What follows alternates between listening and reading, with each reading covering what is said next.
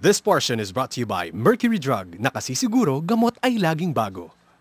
Good morning to all our televiewers, and today as we celebrate World No Tobacco Day, let us once again talk about the ill effects and health risks of smoking. Only here in your #1 health and travel show, Generation RX, now signing on.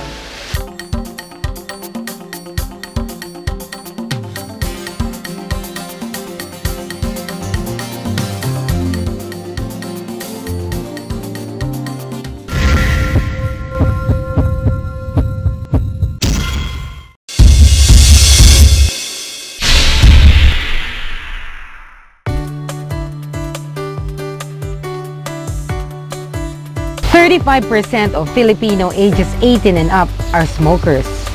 This data is very alarming because it simply shows that smoking is one of the major vices not only here in our country but in the whole world.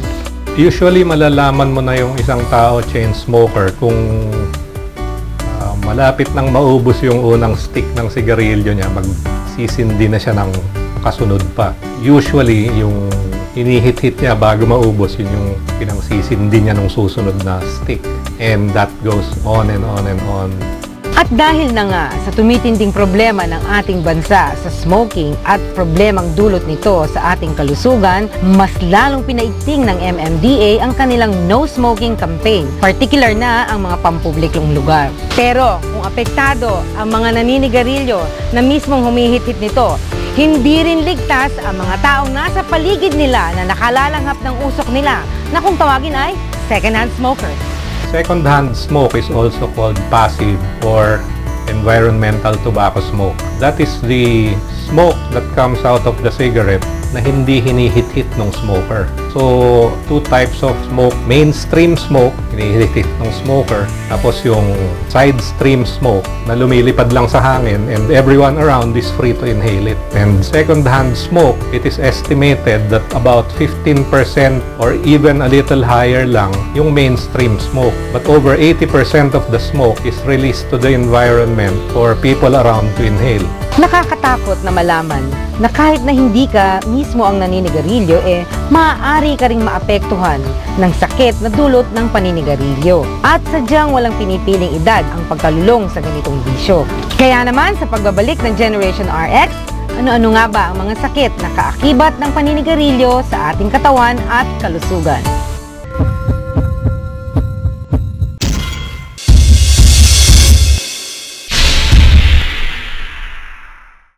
Sabi nga nila, ang anumang labis ay masama. Ngayon naman, ating alamin kung ano ang magiging epekto nito sa ating katawan kung tayo ay malulong sa ganitong bisyo. Number one, you have to remember that nicotine is an addicting substance. It is as addicting or even more addicting than cocaine or heroin. Pag pumasok ang nicotine sa katawan ng tao, within 8 seconds, magse-circulate yan sa part ng brain that controls mood, emotion, parang it gives them a sense of pleasure or a sense of high. So, hinahanap ng katawan yan ng chain smoker. Yung air passages ng asthmatic, to start with, namamagana yan. Kaya very sensitive siya sa mga malalakas na amoy at sa mga usok. Now, with cigarette smoke, which is directly inhaled into the lungs, that is very harmful to the air passages of an asthmatic and can lead to bad asthma attacks. Nicotine causes increase in cholesterol levels, tapos magde-deposit ka ng plaques ng cholesterol sa loob ng blood vessels. So pag kumipot yung blood vessels, doon nagkakaroon ng mga ganyang problems like impotence or what is more commonly called erectile dysfunction, because adequate blood flow is required for a person to have adequate erection. Karamihan ng may Buerger's disease, pagka namaga itong mga blood vessels na ito, nababarahan ito ng blood clots. Actually, that is inflammation of the veins and arteries of the arms and the legs. Majority of people with Buerger's disease are smokers. Dahil nga nagkakaroon ng inflammatory reaction yung mga ugat, napuputol ang blood supply. Ang nicotine nakaka-constrict ng blood vessels. Mangunguna dyan yung mga heart diseases, hypertension, developing strokes, and of course, oral cancers, lung cancers.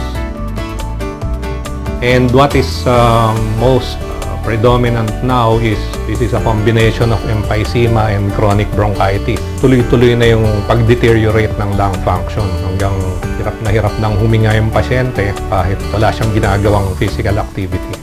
Iba't ibang sakit ang maaari nating makuha mula sa paninigarilyo. Dagdagan pa ng mga panghihina ng ating pisikal na pangangatawan. By physical performance means the ability to perform well. When you smoke, you also inhale carbon monoxide. Carbon monoxide is more attracted to our hemoglobin na dapat sinasakyan ng oxygen sa katawan natin. When the carbon monoxide from cigarette takes the place of oxygen in our blood, then there is less oxygen being distributed to the tissues of the body. The muscles will not be able to take physical exercise. Sometimes even going up a flight of stairs, hihingali na siya.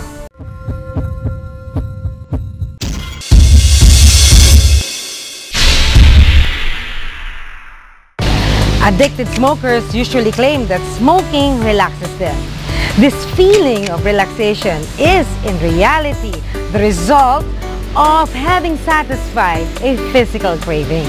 There are different ways to help our patients who smoke a lot. You can quit smoking either by behavioral modification, counseling, group support, and of course there is the intake of medications that can help a heavy smoker quit smoking.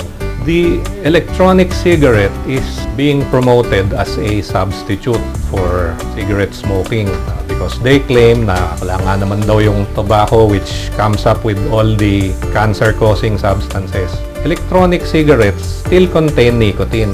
Yung dependence o addiction ng tao sa nicotine, hindi siya nasosolve ng electronic cigarettes. The other thing they found out in the electronic cigarette was that it contains diethylene glycol, which is a substance used for antifreeze.